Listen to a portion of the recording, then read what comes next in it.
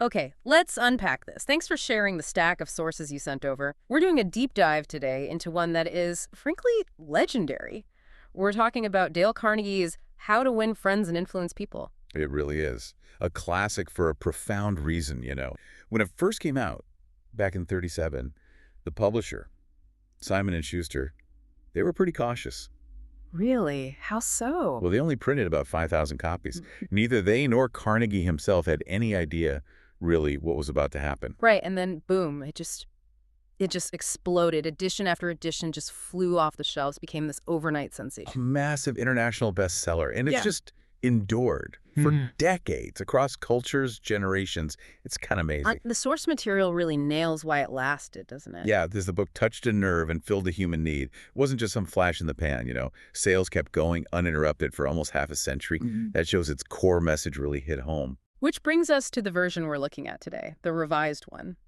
Sources mentioned the goal wasn't really to mess with Carnegie's core ideas, but to make it feel a bit fresher. Exactly. To update some examples, famous folks who maybe aren't household names anymore, or phrases that sound a little dated. But crucially, they were careful. They wanted to keep Carnegie's original style. That brash, breezy, exuberant, colloquial, conversational manner. That's the one. He wrote like he talked, and that's honestly part of its charm, isn't it? Definitely. And where did this whole approach even come from? His background's pretty interesting. Yeah, he started way back 1912, New York City, teaching courses for adults. Initially, it was all about public speaking. Helping people get more confident, speak clearly. Right, but he quickly realized his students had maybe an even bigger hurdle than stage fright. Oh, what was that? They needed help with the fine art of getting along with people, in everyday life, business, social stuff, even more than just speaking skills. Huh. How did he know that? Well, he'd actually been looking for years for a practical handbook on human relations, something concrete you could actually use for adults. Nothing. Could find one anywhere. Mm. So like a true problem solver, he figured, well, I guess I have to write it myself, initially just for his own students, Wow. And the research, it wasn't just casual reading, was it? Oh, not at all. The sources call it rigorous. He read everything. Ancient philosophers, modern psychologists, tons of biographies, newspaper articles, even court records. And he hired help, too. Yep. A trained researcher for a year and a half just to dig through anything he might have missed. Can you imagine that level of dedication? That's serious commitment. They were hunting for every practical idea, every method that anyone throughout history had successfully used for dealing with people. Get this. The sources say they read over 100 biographies of Theodore Roosevelt alone. Just for TR. Wow. All just looking for those little nuggets of wisdom. Exactly. Real-world evidence. And the book itself, it didn't just come out of his head.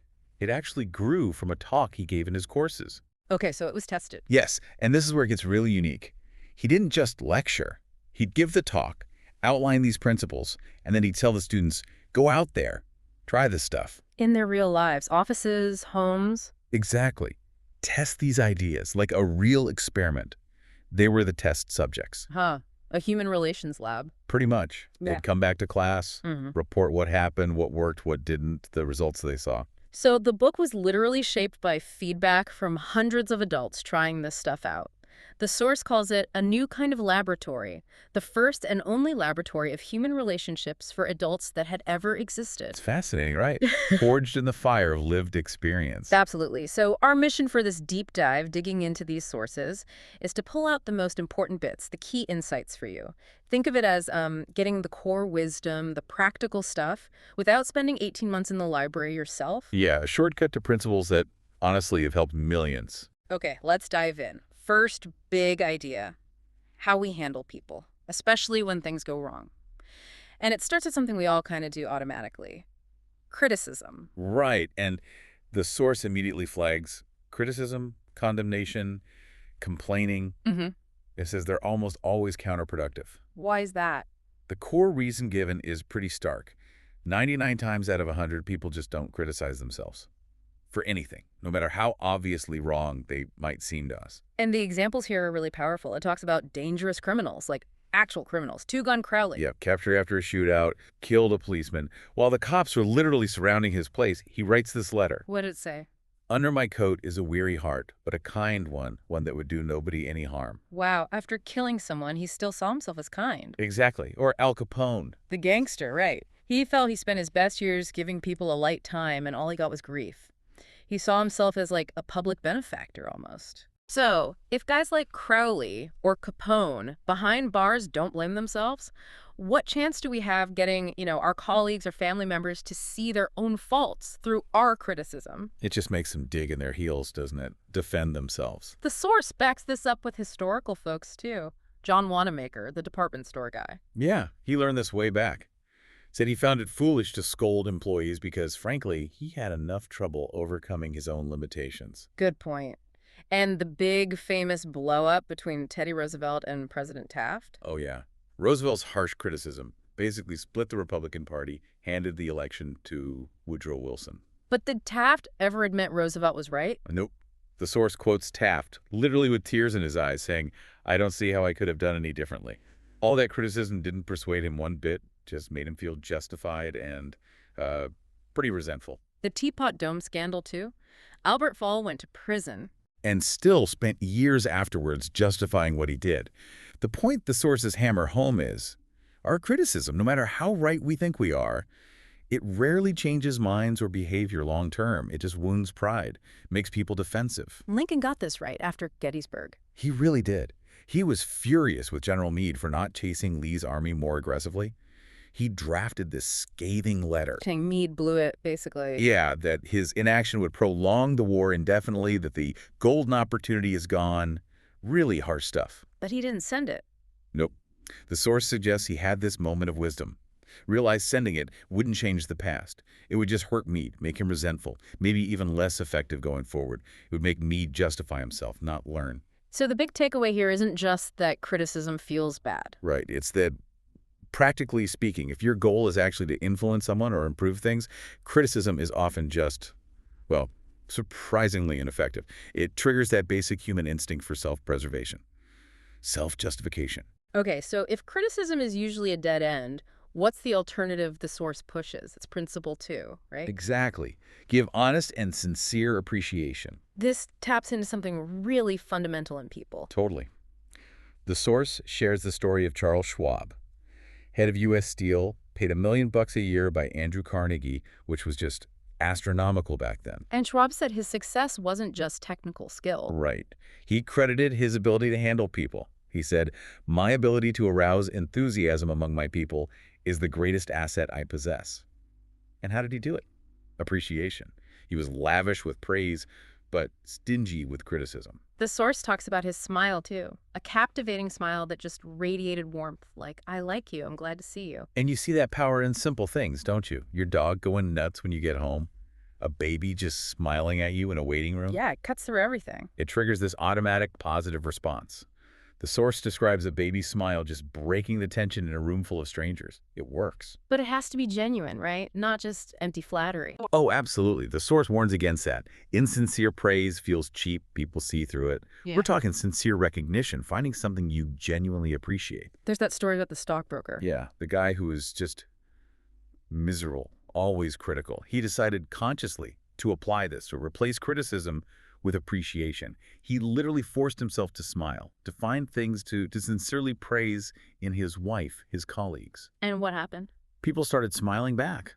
Problems got easier. He actually started making more money. As the source puts it, he found, "Smiles are bringing me dollars, many dollars every day." Just changing that one habit totally transformed his life. Wow. The source even includes that beautiful little piece, the value of a smile at Christmas. Yeah, from a department store ad. It calls a smile something that costs nothing but creates much. It enriches those who receive, but doesn't make the giver any poorer. And it says the memory can last forever, even if the smile itself is just a moment. Critically, it points out, it cannot be bought, begged, borrowed, or stolen. It is of no earthly good to anybody till it is given away. It's about the act of giving that positive energy. The source argues this sincere appreciation is like the legal tender that all souls enjoy. We need it everywhere. Offices, families. It's food for our self-esteem. Think about Stevie Morris. Before he was Stevie Wonder, a teacher noticed his amazing hearing, used it to find a lost mouse in the classroom. That moment, that sincere appreciation for his unique ability. That changed things for him. According to the source, yeah, it was the beginning of a new life. It encouraged him to develop that amazing gift. And Marie the dishwasher, the one described as kind of miserable. Right. The author saw something more, told her sincerely, Marie, you do not know what treasures are within you. And Marie believed it. It wasn't flattery, it was seeing potential. She started taking care of herself. Her starved youth seemed to bloom. It was transformative. This connects to a later idea too, doesn't it? Giving people a good reputation to live up to. Exactly. It's applied appreciation. Dr. Fitzhugh complimented his charwoman on how diligent she was, told her he bragged about her work. The next day, his workspace was spotless. She lived up to the praise. So these first few principles boil down to criticism often backfires because it makes people defensive. The powerful alternative is genuine appreciation. It feeds a deep human need and can actually motivate and change people. Moving on, the source gives us this really crucial framework for influence. It starts with understanding what actually drives people, the core idea. Pretty simple. Action comes from what people deeply desire. Ah, the fishing analogy. That's the one. You don't bait the hook with strawberries and cream because you like Oh, them. right, you use what the fish wants. Worms, maybe. Sounds obvious, but we forget it constantly when dealing with people, which leads straight to principle 3. The only way on earth to influence other people is to talk about what they want and show them how to get it. So if you want your kids not to smoke, forget the health lectures. Yeah, talk about their world. Show them how smoking might keep them off the basketball team they're desperate to make. Appeal to their desires, not just yours. The Ralph Waldo Emerson story is perfect for this. Isn't it? He and his son are pushing and pulling this calf, trying to force it into the barn, totally focused on their goal. And then the maid comes along. Right. She gets what the calf wants. Maybe comfort, maybe just curiosity about the barn. Puts her finger in its mouth, gently leads it right in. She thought about the calf's wants, not Emerson's. The source even argues that seemingly unselfish acts, like giving to charity, Are still rooted in fulfilling a personal want. Maybe you want the feeling of being helpful or respect or feeling like you did a good deed. You want that feeling more than you want the money. It quotes Harry A. Overstreet. First, arouse in the other person an eager want. He who can do this has the whole world with him. While he who cannot walks a lonely way. Powerful stuff. And Andrew Carnegie himself, with hardly any formal schooling, he mastered this early on. Always talked in terms of what the other person wanted. The comparison of the business letters in the source really drives this home. The bad one. It's all we want to inform you. We'll put you on a preferred list. Which sounds like a demand, honestly. Asking for prompt acknowledgement. It's a completely sender-focused. And the reader's thinking, so what? What's in it for me? Exactly. It triggers that defensiveness. But the revised letter about the late freight deliveries, it starts completely differently. How so? It starts by affirming the customer. Your company has been one of our good customers for 14 years. Naturally, we are very grateful and eager to give you the speedy, efficient service you deserve. Ah, total shift. Focus on them, their value, their needs. Right. Then it introduces the problem, but frames the solution shipping earlier, not as a burden, but as something that helps them too, avoids delays for them. Mutual benefit. Barbara Anderson's job application letter did the same thing. Yeah, instead of, I need a job, she focused on how her experience could help the banks. Should be of interest to a rapidly growing bank like yours. Contribute to your growth and profit. And it worked. She got interviews at 11 out of 12 banks she wrote to. She spoke their language, unlike that real estate guy who just talked about what he sold without finding out what the customer actually wanted or needed first. The parent examples are really touching too. The dad getting his son to eat. By tapping into the kid's burning desire to beat up a bully who'd embarrassed him, the dad basically said, eat this stuff, get strong, and you can wallop the daylights out of that kid. Suddenly, veggies looked pretty good. Whatever works. Right. And the parents dealing with the bedwetting. Yeah, instead of shame or punishment, which rarely works long term, they focused on what the boy wanted. He wanted pajamas like Dad's. He wanted his own bed. So they made him feel important. Exactly. Let him go shopping for the pajamas and sheets. It wasn't about the parents wanting a dry bed. It was about the child wanting to feel grown up, have his own things, feel important. And guess what? He stopped wetting the bed. It all seems to tie back to that deep human need.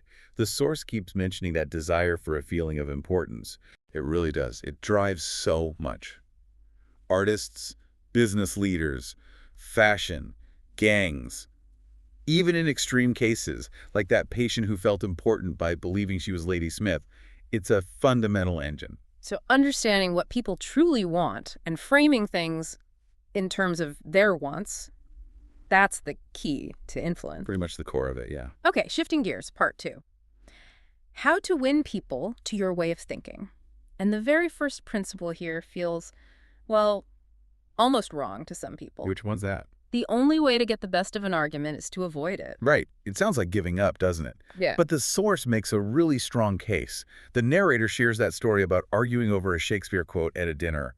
Totally pointless, he realized later. Because arguing just makes the other person defensive, like we saw with Taft. Exactly. They feel attacked, they dig in, they need to justify themselves. You might win the logic battle, but you haven't won the person over. You probably just created resentment. Patrick O'Hare, the truck salesman. He learned this. Buyer criticizes his truck.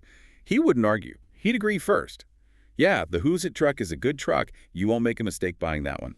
That must have thrown the buyer off. Totally disarming.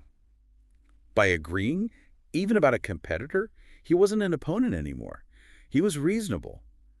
Then he could gently pivot to the advantages of his own truck without a fight. Julian Detmer, the guy with the angry customer who wouldn't pay. Same idea. Instead of demanding payment, he just listened. For 3 hours. Let the customer vent all his frustrations.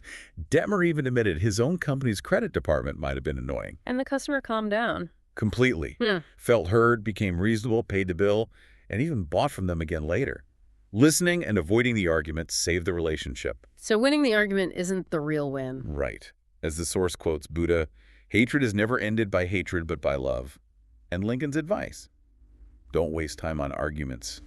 Better to just step aside sometimes. Okay, but what if you know you messed up? What if you were wrong? Then the source is crystal clear.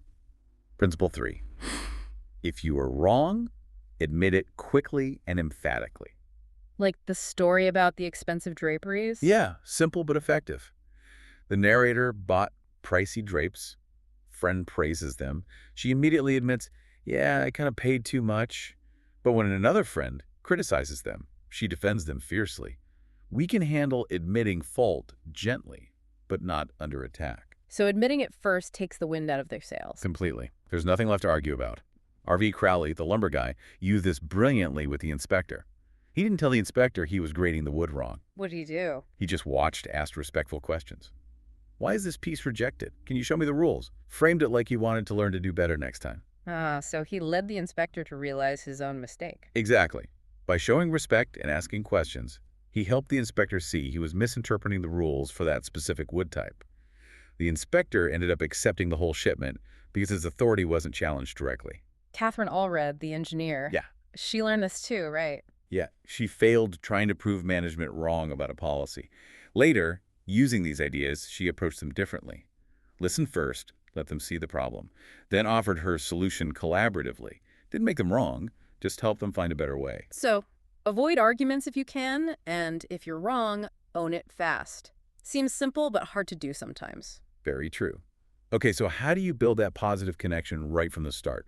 Encourage cooperation. Principle 4 is key. Begin in a friendly way. A drop of honey, Carnegie calls it. Like Woodrow Wilson said, right? If you come at me with fists doubled. I'll double mine too. But if you say, hey, let's sit down and talk this through, you'll probably find common ground. Friendliness works. The story about John D. Rockefeller Jr. and the striking miners is incredible. These guys hated him. Absolutely. Some literally wanted to hang him. But after spending weeks just quietly building goodwill in the area, he addressed them. And his language was all about connection. Phrases like, I am proud to be here. We meet as friends. Exactly. No demands, no preaching. Just approaching them as a friend, praising them. And this friendly approach calmed down enormous hostility. The sources say the strikers went back to work without even getting the raise they wanted, mainly because his friendly manner won them over. Wow. Robert F. Black at White Motor Company did something similar during a strike. Yeah, instead of condemning the strikers, he praised their peacefulness, even bought baseball bats and bowling balls for them to use during the downtime. Friendliness diffused the tension. Or the tenant wanting a rent reduction. Didn't complain first. Nope. Started by sincerely saying he was a satisfied tenant, like the building. That friendly opening made the landlord receptive, and he offered concessions before the tenant even really had to ask hard. Dean Woodcock, the utility guy dealing with the photographer. Smart move. He saw the photographer snapping pictures that made his crew look lazy. Instead of getting defensive, he started with empathy. Yeah, it does look like that, doesn't it? I'd think the same thing. Acknowledge the other guy's viewpoint. Right. That friendliness made the photographer willing to listen to the actual explanation for why the crew was there. Principle 5 builds on this friendly start. The secret of Socrates, get the other person saying yes, yes. The Socratic method for everyday life. It's pure psychology. Professor Overstreet explained it. When someone says no, their pride gets invested. They feel they have to stick to it. It's a huge barrier. So you start with easy agreements. Exactly. Ask questions where the only possible answer is yes. Build momentum. Mr. Eberson at the bank learned this. He used to give ultimatums about filling out forms. Total failure. What did he change? He started asking simple yes questions first. You want to keep your money safe, right? A bank account helps with that, doesn't it? Getting those initial agreements changed the customer's whole attitude, made them willing to cooperate. Eddie Snow, the bow salesman, used this too. Yeah. Customer asks for something he doesn't have, like boat rentals. Yeah. Instead of just saying, no, we don't do that, he'd ask questions about things they did offer. You need accessories, right? Some guidance, maybe? Getting the customer nodding along. Step by step, leading them towards buying something else he could provide without ever having that initial no roadblock. Okay, principle 6 seems crucial for tricky situations. The safety valve in handling complaints. Let the other person do the talking. Absolutely vital. Why? Because people know their own stuff best, their problems, their feelings, and they desperately need to feel heard. Interrupting is bad news. Terribly counterproductive. They need to get it all out. Let them empty their Cuisinart, as someone once said. The story of the salesman who won the huge contract because he lost his voice, that's amazing. Isn't it a $1.6 million contract? He literally couldn't speak. Just wrote on a pad, "Gentlemen, I have lost my voice." So what happened? The committee president, trying to be helpful, started presenting the product for him, showed the samples, talked up the benefits. He sold himself on it. Essentially, yes. He and the committee talked themselves into the deal. The salesman realized later he probably would have blown it if he had his voice and tried to control everything. Being forced to listen let the other guy become the advocate. It works at home too. Barbara Wilson and her teenage daughter Lori. Yeah, their relationship was all lecturing from Mom's side, strained. Then she tried just stopping, asking, "Why, Lori, why?" and actually listening for the first time. What did she find out? That Lori didn't need a boss. She needed a confidant. Someone to talk to, not someone to talk at her. Listening changed everything. And the employer hiring the guy named Dick. Listened for 3 hours. Just let Dick talk. Weigh the pros and cons of the job out loud. By the end, Dick had convinced himself it was the right move. The employer barely had to sell it. The source links this to that La Rochefoucauld quote. If you want friends, let your friends excel you. Yeah. Henrietta G., the counselor, learned that bragging pushed friends away. But getting genuinely interested in their successes, letting them talk, that built connections. Okay, principle 7. How to get cooperation. Let the other person feel that the idea is his or hers. This is huge. People are way more committed to an idea if they feel some ownership, right? Like they thought of it, or at least helped shape it. They want to feel like they're choosing, not being told what to do. Exactly. Yeah. The Seltz factory story is a great example. Needed to meet tough holiday quotas. Instead of dictating a plan, he asked the workers for their ideas. How could they do it? So they came up with the plan themselves. Yeah. And because it was their plan, their moral bargain, they felt responsible for it and busted their tails to meet the goal. Consulting them made all the difference. Eugene Wesson, the sketch artist, he failed 150 times trying to sell to one buyer. Until he changed tactics. He started bringing unfinished sketches. And he asked the buyer for his ideas, his help. How could we finish these so they'd work for you? Make the buyer feel important, involved. Exactly. Collaborative. And suddenly, the buyer started buying. The X-ray manufacturer writing to doctors. Same principle. Didn't just announce a new machine. Asked doctors for their advice on how to improve the design. Appeal to their expertise. Their desire to contribute made them receptive. Colonel House advising President Wilson. He was a master at this. Oh, yeah. He'd subtly plant ideas in conversation, let Wilson mull them over, and then Wilson would bring them up later as his own brilliant insight. House would then praise Wilsey's originality. Clever. But it worked because Wilson felt ownership. Precisely. And that Canadian camp owner, instead of just sending me brochures, he sent a list of past customers, their phone numbers, and said, call them, ask them what they thought. Let you sell yourself? Exactly. Let the prospect do the work based on third-party validation. Very smart. Like Lao Tzu said, wishing to be above men, put yourself below them. Let others feel they are leading. Okay, let's talk empathy. Principle 8 is called a formula that will work wonders for you. Try honestly to see things from the other person's point of view. Kenneth Good's quote on this is so sharp, basically.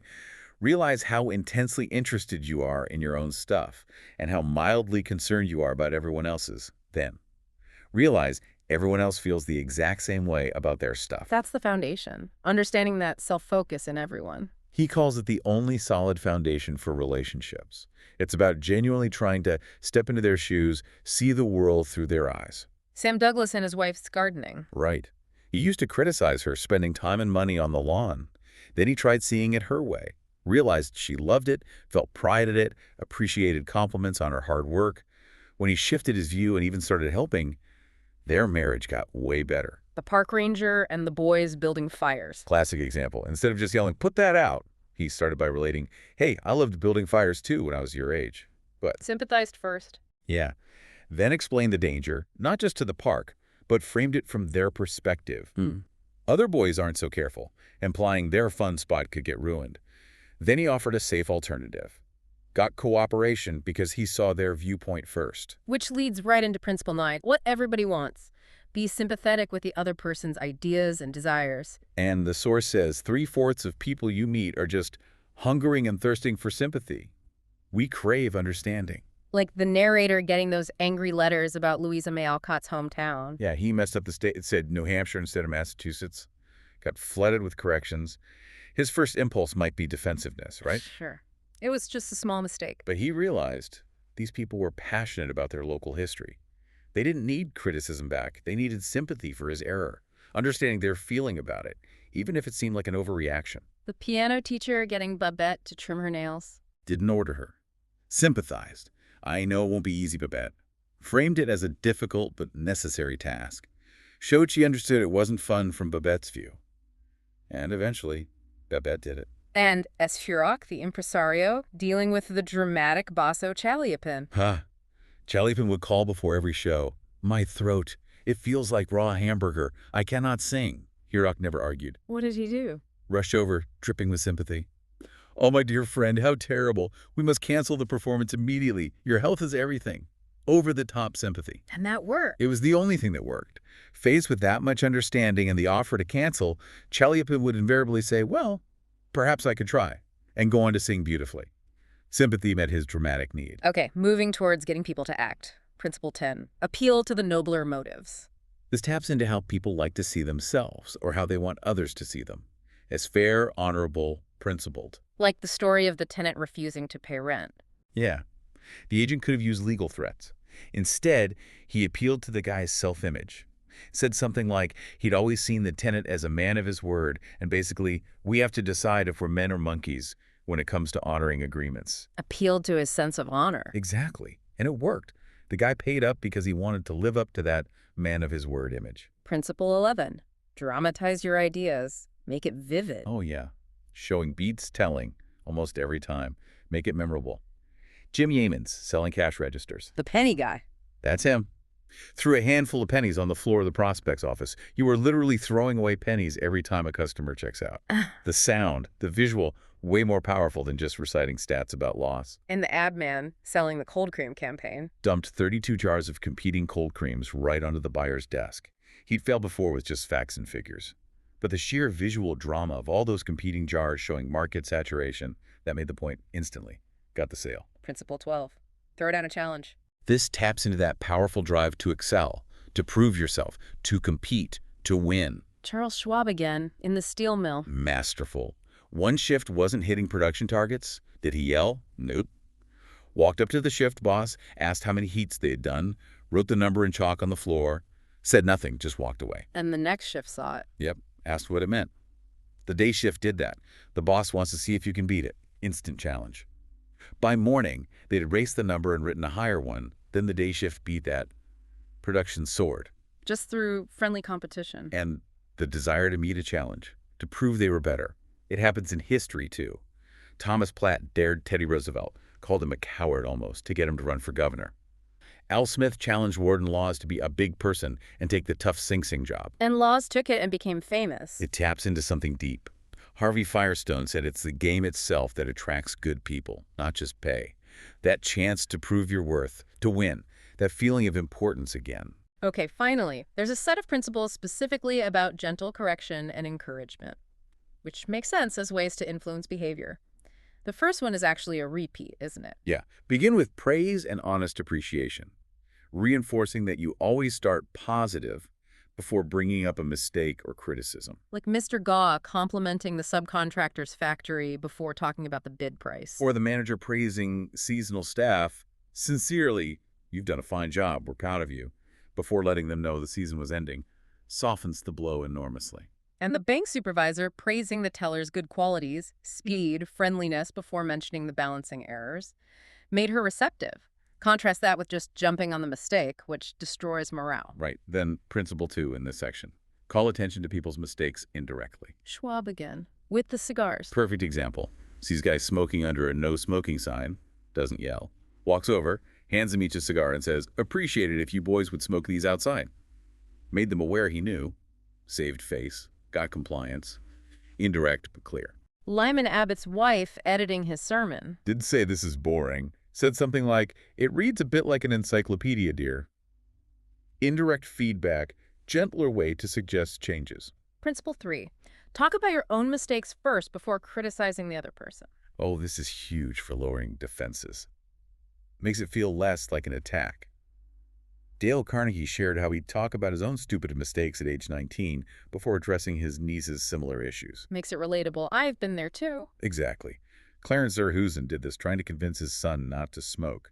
Talked honestly about his own long struggle with addiction first. Shared vulnerability. Didn't just lecture. Principle 8 in this group. Make the fault seem easy to correct. Don't overwhelm people. Yeah, the friend who quit dancing. Teacher told him he was all wrong. Felt hopeless. But the next teacher said he had a natural flair. Just needed a few small tweaks. Made it seem easy, achievable. So we kept going.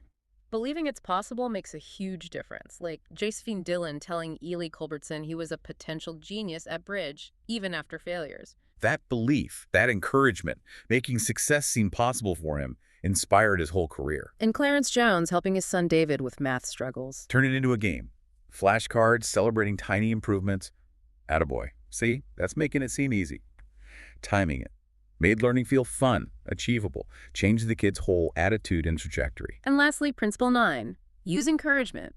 Make the thing seem easy. Praise effort and progress. Reinforces the positive. The source mentions how encouragement literally changed lives. Enrico Caruso told he had a voice when he doubted himself. Charles Dickens, fired up by praise for his first published story. H.G. Wells, saved from a dead-end job by a principal's encouragement. It echoes B.F. Skinner's research, right? Exactly. Praise reinforces good behavior. Poor behavior tends to fade if it's not getting rewarded or reinforced. Positive reinforcement is just way more powerful for shaping behavior long-term than punishment or constant criticism. So, putting this all together from the sources, it paints a picture of a really profound yet practical philosophy for interaction. Understand the other person, approach them with genuine appreciation and friendliness. Listen more than you talk. Admit your own faults quickly, make them feel important, appeal to their better side or their desire to achieve. It's a framework built on empathy, respect, and some pretty sharp psychological insights. Definitely. And the source really stresses this isn't just trivia to know. It calls the book a working handbook. You're not just reading, you're attempting to form new habits. It's about developing a new way of life and how you deal with people. And like any real change, that takes effort, persistence, daily application. You got to keep referring back to these ideas, especially when you hit a tricky spot with someone. The source even suggests that self-analysis idea. Like a weekly review, look back at your interactions. What went well, what didn't? Could I have used one of these principles differently? Learning from those moments is key to getting better.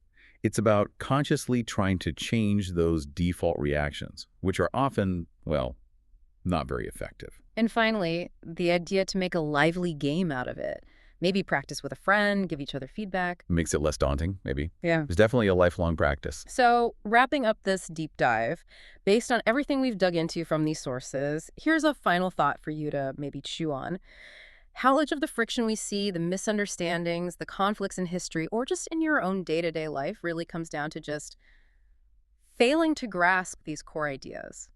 Failing to truly understand what the other person wants, or offering criticism when sincere appreciation was needed, or just not listening with real sympathy, not making the other person feel genuinely important. Hmm. It's a powerful question. What could actually shift in your relationships at work, maybe even in your community, if you consistently made that conscious choice to focus not just on your own viewpoint, your own desires, but to really try and see and act on theirs? It sounds simple, just shifting focus. But it seems like applying that shift consistently is where the real work and maybe the real magic of winning friends and influencing people actually happens.